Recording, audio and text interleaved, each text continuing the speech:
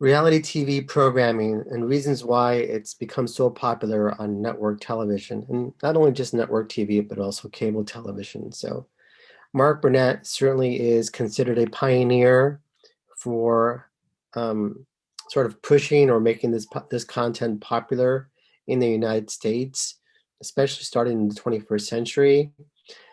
He created a hit television show called Survivor in 2000 that aired on CBS.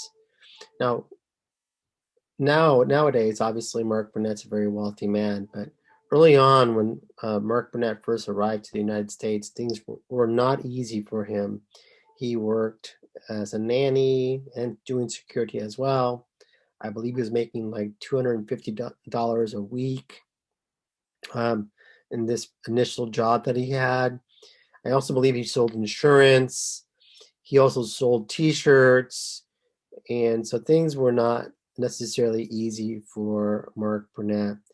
Um, Even after he created his first show, which was the Eco Challenge, he was in the process. Well, he did produce Survivor, but then he had a hard time selling the idea to television networks, and he was turned down multiple times before Survivor aired on CBS. So again, things were not easy for Mark Burnett. So network television nowadays produces fewer scripted hits. So this has been a trend for a while now. It seems like network television has been unable to produce a lot of solid uh, hits, whether they're sitcoms or dramas. And so because of this, more programming has been reality TV programming since the networks have been having a hard time producing scripted hits. Also, what makes reality TV programming so attractive for the networks is that it's low production costs. It doesn't cost a lot of money to produce the content, so a showrunner can easily license um, the content at a relatively low price. So again, low production costs for the showrunner and low licensing costs. In other words, the costs for the network isn't going to be that extreme. So it's easy for the networks to make profit, right, from advertisers. So all they have to do is the networks have to do is essentially line up several advertisers and don't have to charge them a whole lot of money to cover their licensing costs. So it's easy for the television network to actually make profit off of reality TV programming. Also, there's just a need for content. And so, as you know, there's hundreds of channels besides just network television. And network TV, but also cable television, just needs programming. And reality TV or reality programming isn't it's a common sense um, option nowadays if your network happens to need programming. Also, what makes reality TV popular, I believe, is this interactive nature. So, this idea that, right, people are voting for who is going to be the next American Idol, those sorts of things, the idea of voting, I think, makes reality TV programming popular, at least the ones um, that center around contests regarding singing and those sorts of things.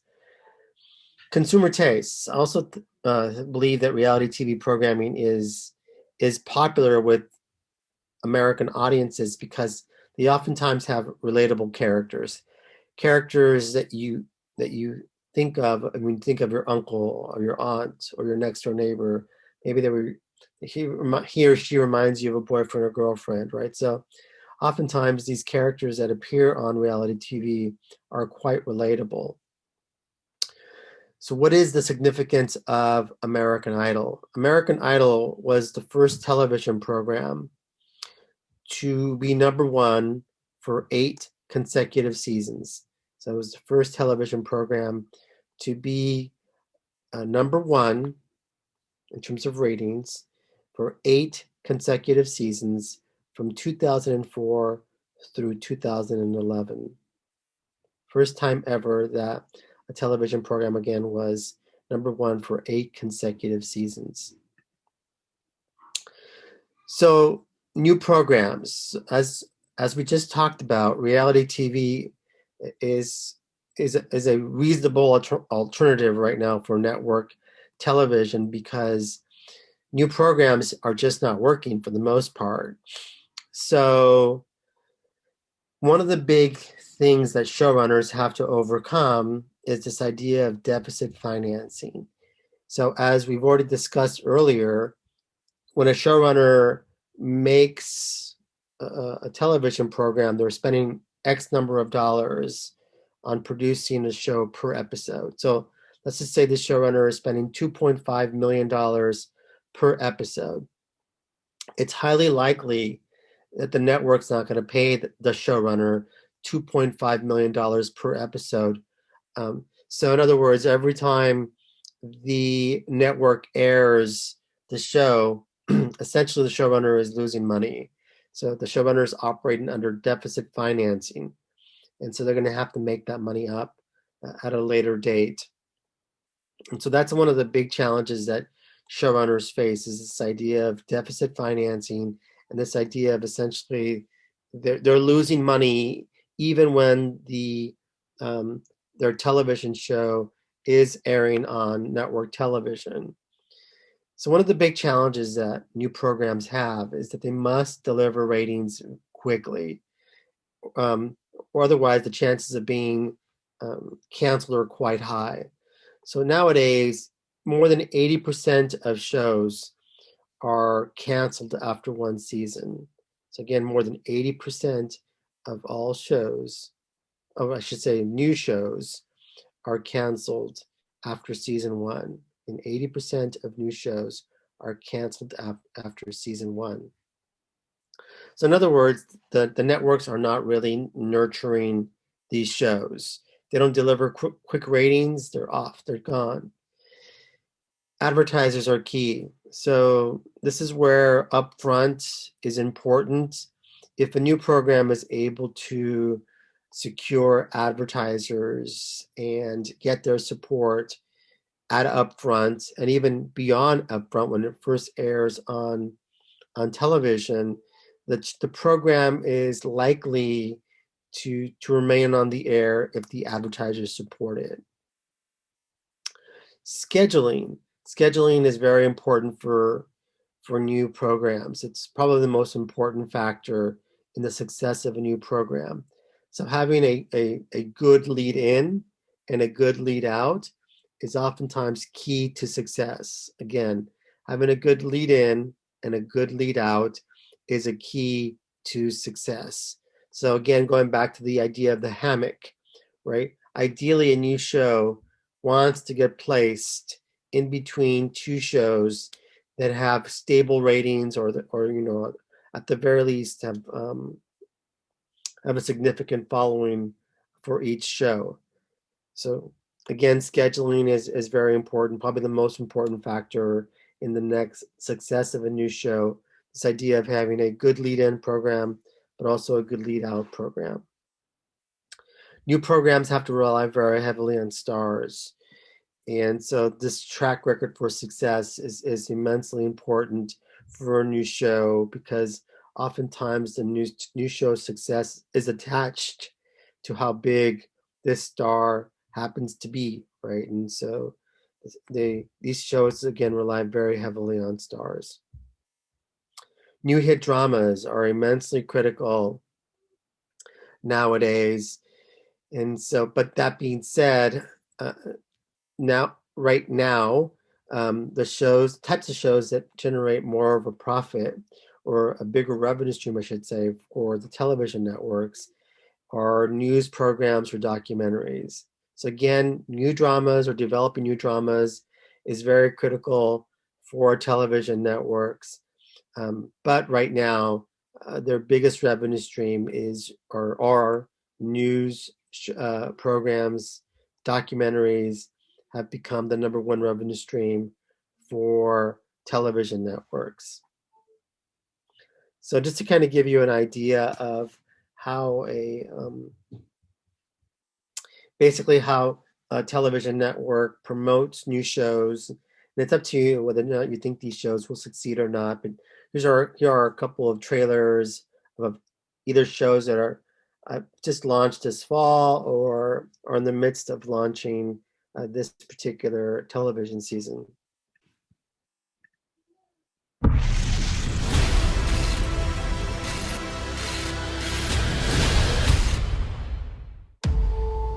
I'm going to tell you something I shouldn't. Something you are not going to believe.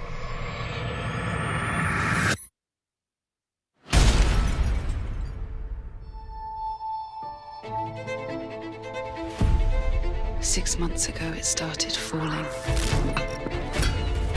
And there is more coming.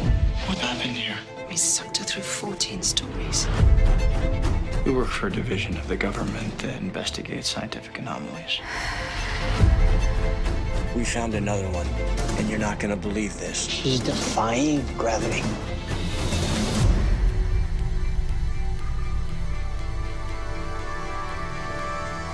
That's new. There was this piece in Missouri, evaporated a lake. This one's roughly the same size, but it's twice as powerful. What is it? I think it's some sort of portal. It's encircling the town.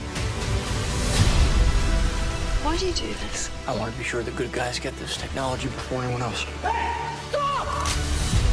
We have to find a way to save their lives. There's a way. I know the debris is here for a reason. I feel it connecting us. And no matter why it's here, it's going to change us all.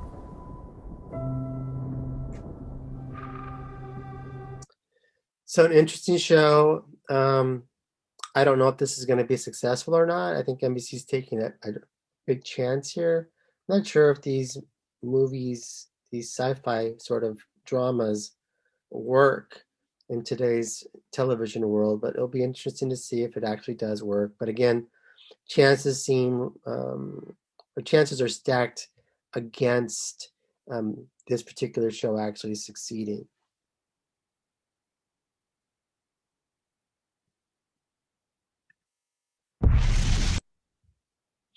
Let's check out this show.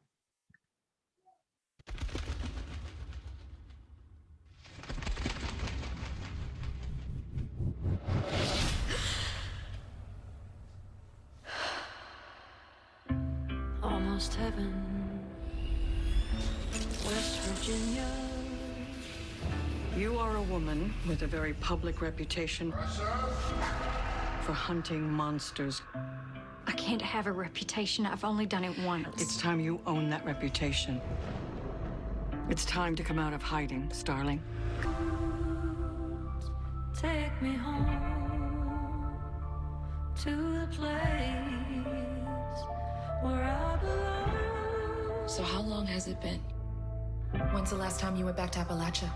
It's been years. Take me home, country road. A lot of old ghosts. This isn't Buffalo territory anymore, Starling. We do evidence. Not it's a full moon and I've got a feeling. So you'll keep quiet until I tell you. And then you will say what I tell you. DC is living in fear. I don't like this. This is deep and dark, Clarice. This is getting worse. It always gets worse. I know you have your own demons to carry, but you're the only one who can help. Whose stories are worth telling? Who's it worth hearing? Never let anyone decide that for you. That was a lie. I'll never be safe. Neither will you.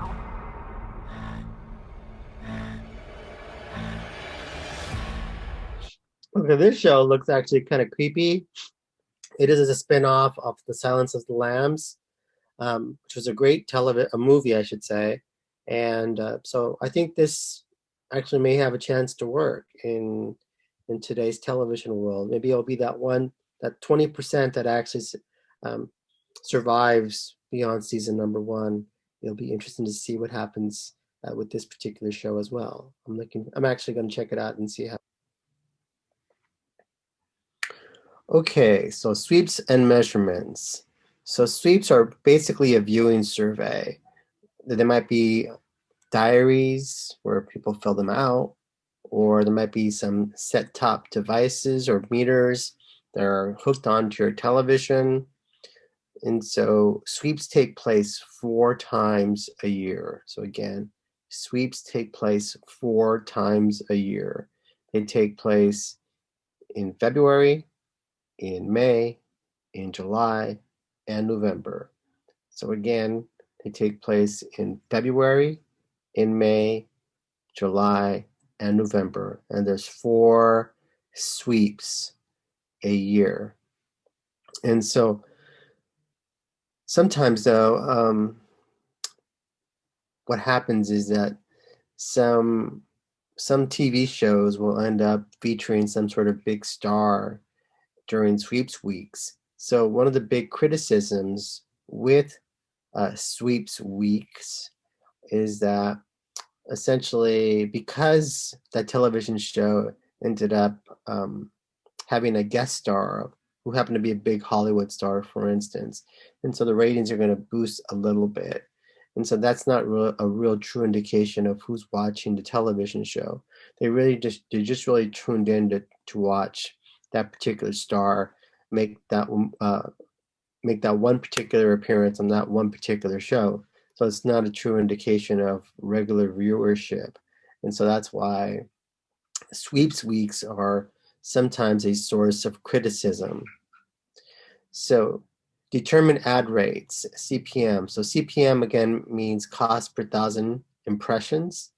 And so sweeps, the ratings that a show accumulates during sweeps is pretty much determines how much they're going to charge for advertising. In other words, in order to run a 30-second commercial, advertisers are going to have to pay a certain dollar amount, and it's often tied to or based off of the ratings. How well is that television show performing ratings-wise, the more they can charge in advertising. And if it's a poor performing show, then obviously they can't charge as much for advertising. And so, again, it determines the ad rates, how much the network can charge an advertiser to run a commercial during those shows. That's cost per 1,000 impressions. This is how an advertiser judges good value. It's by cost per 1,000 impressions. The lower the cost per 1,000 impressions generally is good for advertisers, and that's why I say it's vital, because oftentimes this is how advertisers judge where they're going to place their ads in terms of programming. So what was the top primetime program? It was Sunday Night Football. So NBC's Sunday Night Football was the top primetime program. NBC's Sunday Night Football also happens to be the top rated show 9 years in a row. So it's the top rated show 9 years in a row.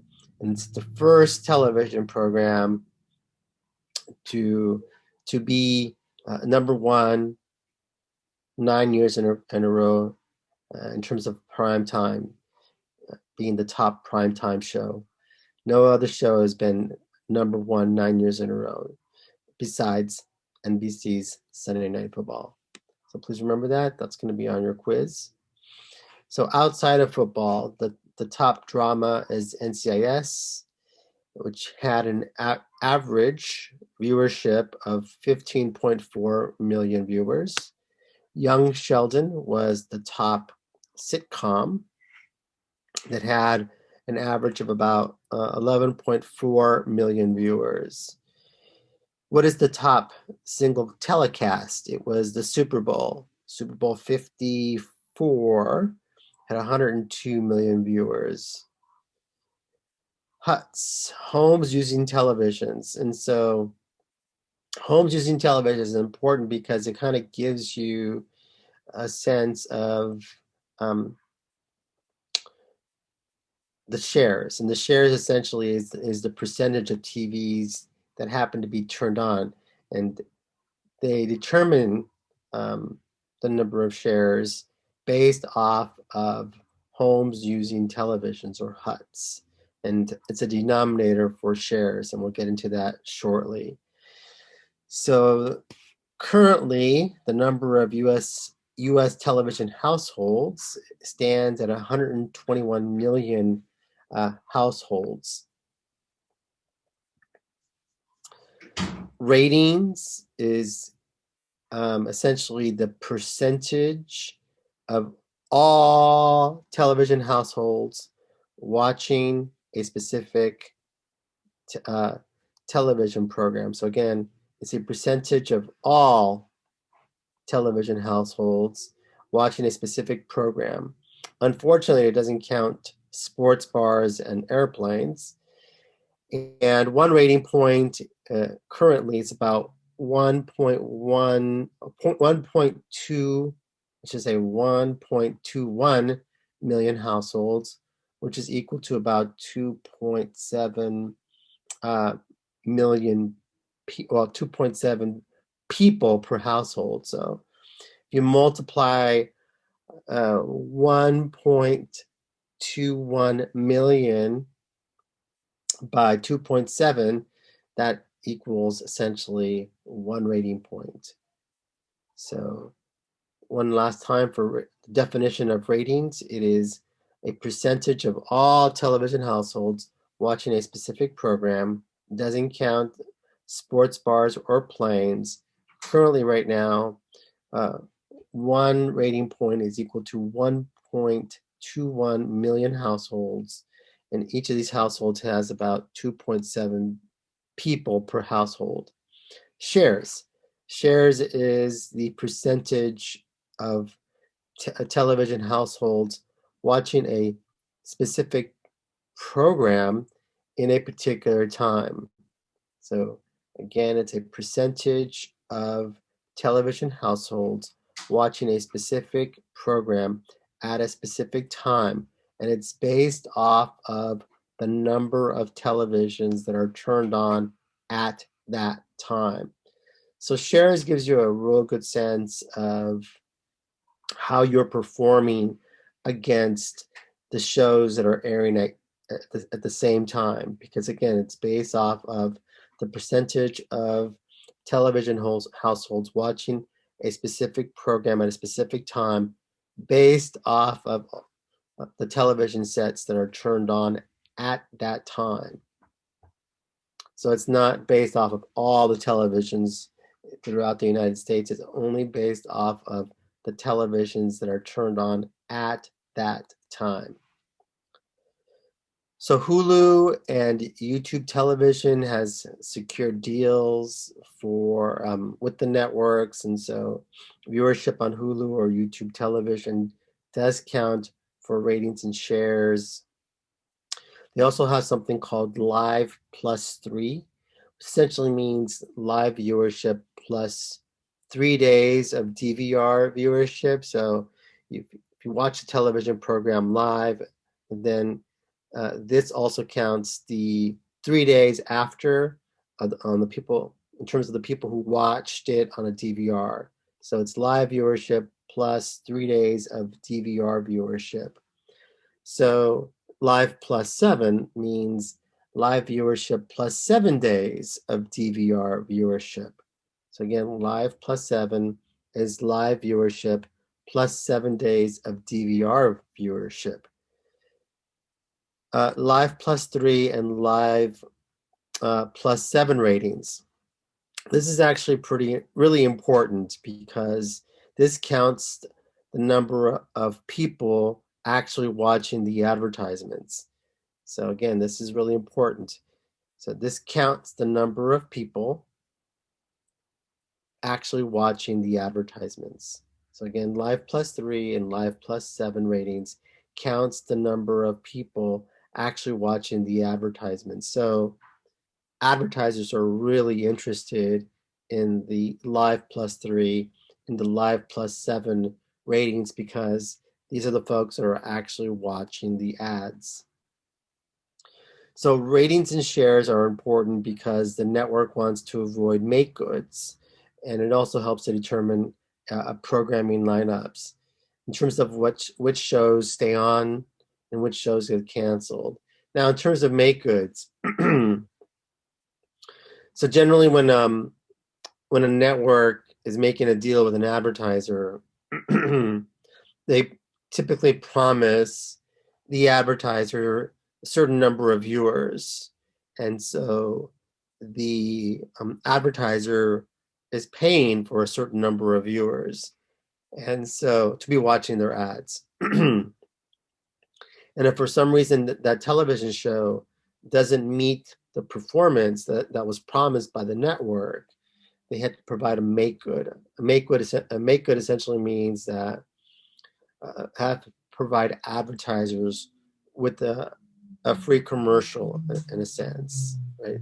Again, you have to provide the advertiser with a free commercial if the ratings do not deliver what was promised to by the network.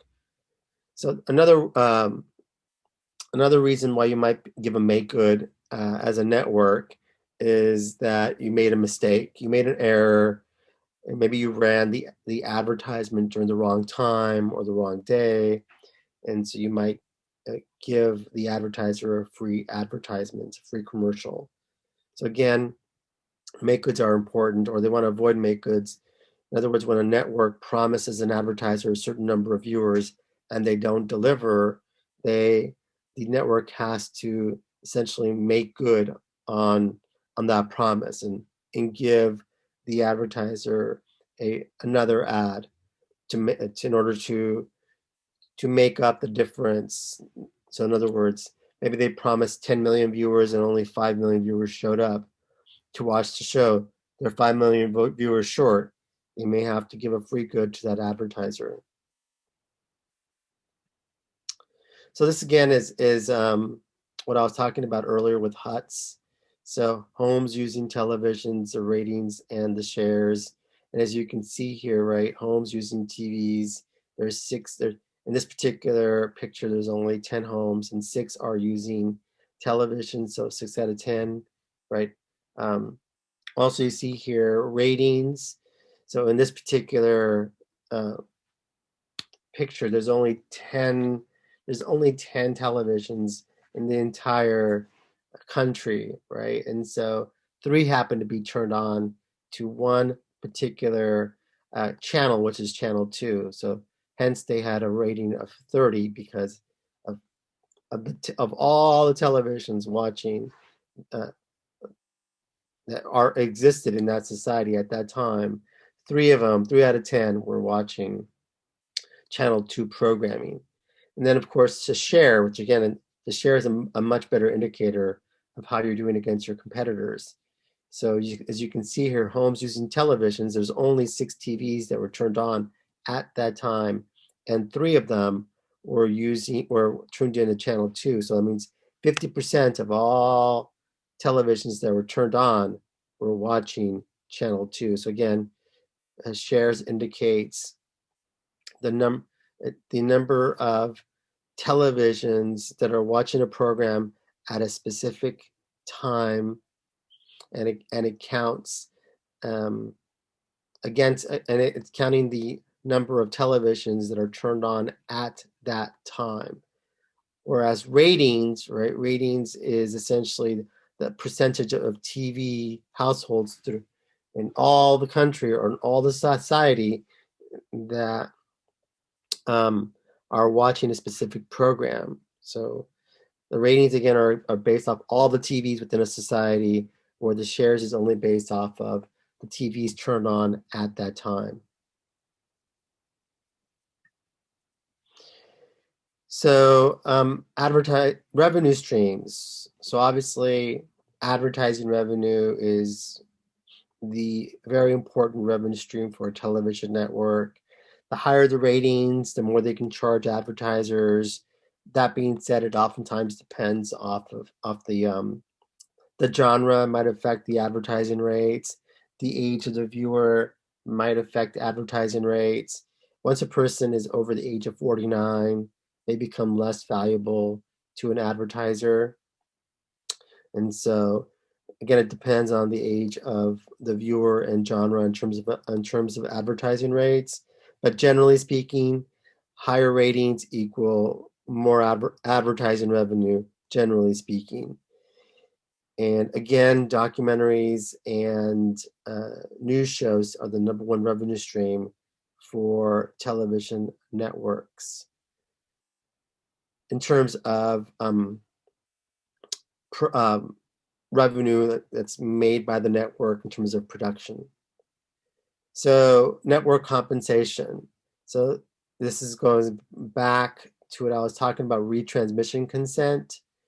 So it's another name for it is network compensation, this is cable system revenue. Again, you may have heard the word retransmission consent when I was lecturing on Wednesday. And so another word for that is also network compensation, which is cable system revenue or satellite revenue. Anytime a cable system or a satellite runs a television network signal through its cable or through its satellite system, it has to pay the television network. Program licensing.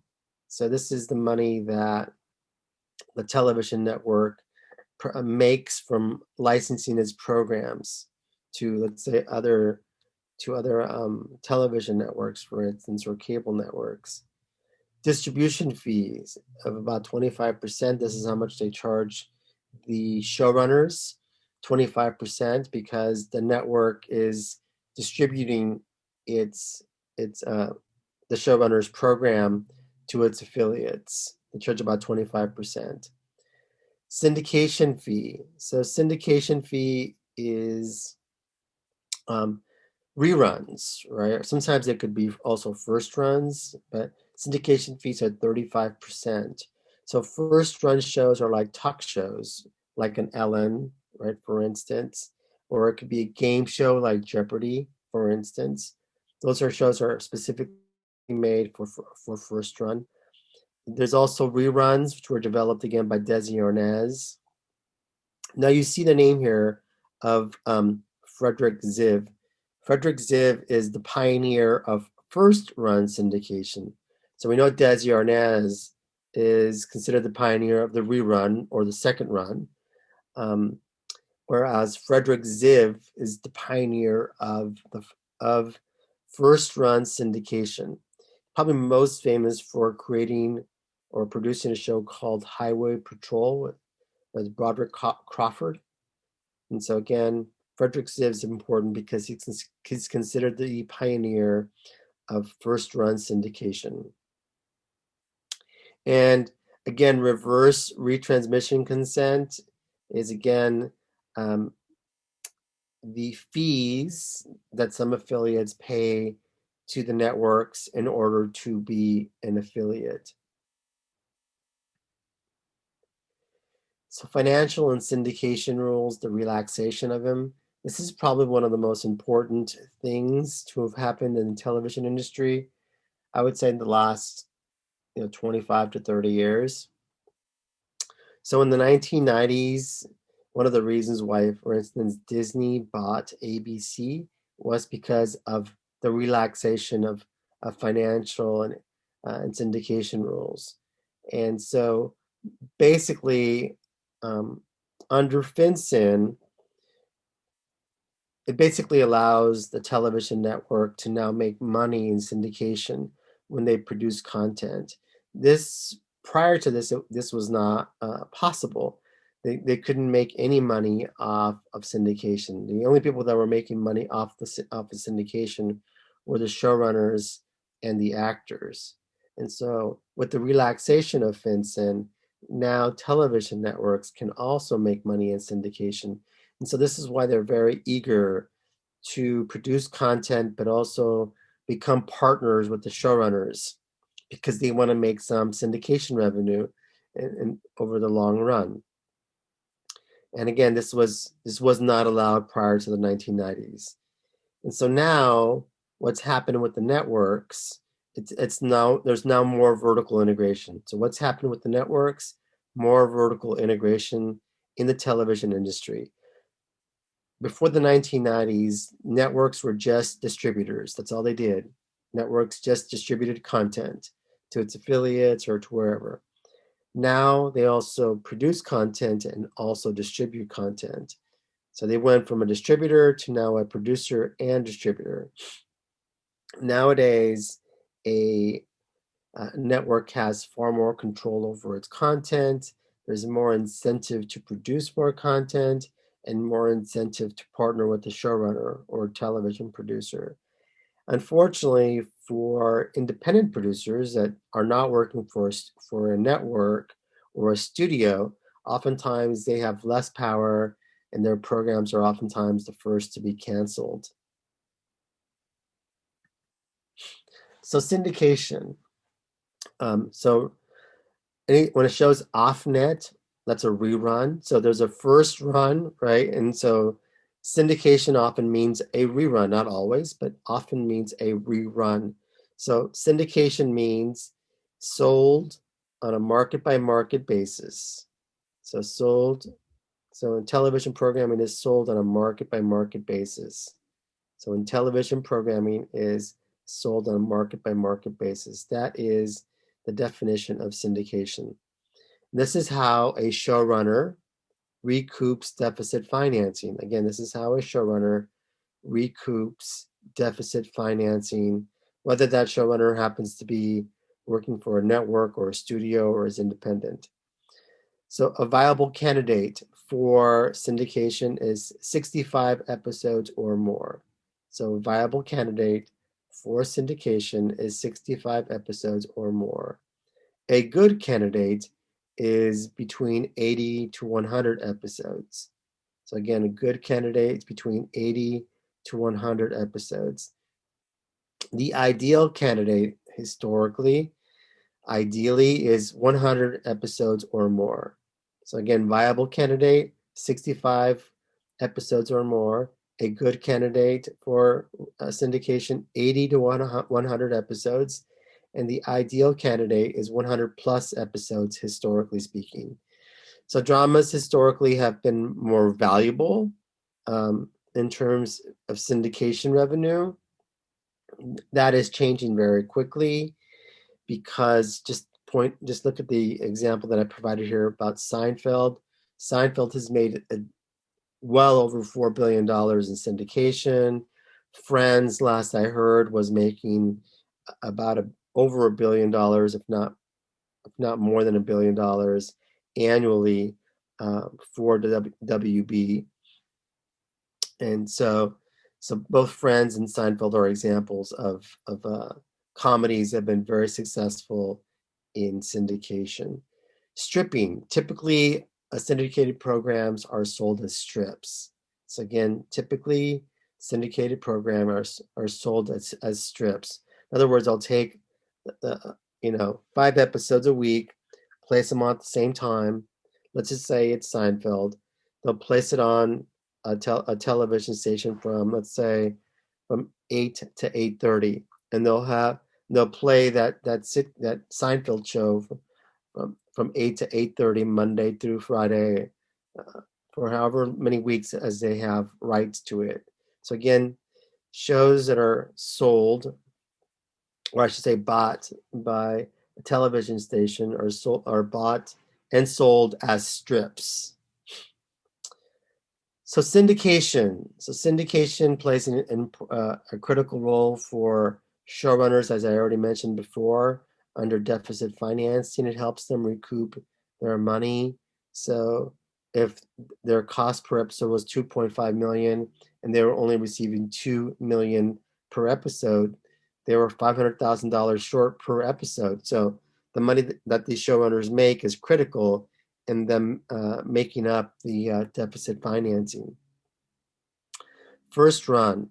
So first run shows are shows that are produced specifically for syndication. And so examples of shows produced specifically for syndication are talk shows like an Ellen, game shows like Jeopardy, or something like Family Feud would be an example of programs produced specifically for syndication. Those are referred to as first run shows. So generally speaking, syndication deals involve the following. So there's two types of deals, generally speaking. There are cash deals and then there's barter deals. So cash deals applies to stations with cash, or it applies to popular programs like The Office, like Seinfeld, like Friends, like The Big Bang Theory. And so those sorts of shows, oftentimes, what's going to end up happening is there's going to be a bidding process amongst the television networks or stations within that market. And so again, cash deals applies to stations with cash or popular programs like The Office. In other words, it's all the television stations within that market want that particular show. Barter deals applies to cash stripped stations or risky programs. So it applies to cash stripped stations or risky programs. And so in this case, right, what might end up happening, because this station, let's say it's in Boise, Idaho, can't afford the licensing, what they might do is that essentially the syndicator is going to give them the program for free, and then ask them to give the syndicator time. So in other words, the producer and syndicator are going to sell or receive 7 minutes of local advertising, which they sell, and they keep that money. Whereas the local television station might get 5 minutes for local spots. And so the money that the syndicator or producer makes from this barter deal, they keep it all. And so it's a great deal if the program is risky, or if the station is cash strapped. This barter deal enables the showrunner to sell that program, and then it enables that local television station to get program. So it's a win-win situation if the producers and syndicators could sell this all 7 minutes of that local advertisement. So syndication fees are 35%. So the syndicator has a huge incentive, especially during a barter deal, to sell all 7 minutes of that local advertising. And so they might sell it to a regional advertiser, they might sell it to a national advertiser, but there's a lot of incentive for that syndicator to sell that time, because they're getting a 35% cut of that money. And then they may give the rest to, let's say, the producer or the showrunner. So broadcasting revenue. So, which basically I'm referring to distribute content through own and operated stations or affiliates. So this is at the end of the day. This is when the television program is airing on our television sets, right? And so again, distribute content through owned and operated and through its affiliates. That part of the industry is about $57.4 billion. So again, $54 billion. The number one revenue stream for a television broadcaster is national and regional advertising. So again, national and regional advertising is the number one revenue stream. Network compensation would be the second revenue stream. So the network compensation, again, think about retransmission consent, is cable system revenue. So again, the number one revenue stream for a television network is national and regional advertising. Number two would be network compensation that they're receiving from cable system operators as well as satellite operators. What is the top television broadcaster? It is Comcast. Comcast is the top television broadcaster. They made $7.8 billion. They had 13.7% of the market. The second big monster amongst broadcasters is Fox. It made $6.6 billion. It's 11.5% of the market share. Walt Disney was third, $5.8 billion, 10.5% of the market share. Sinclair made $5.7 billion, and it had 9.5% of the share. So those are the top broadcasters in terms of revenue. Again, Comcast is number one. Again, they made $7.8 billion. The market structure for television broadcasting is an oligopoly. So again, the market structure for network television, at least at the broadcasting side, when it's all the networks that are making money off their broadcasting, is an oligopoly.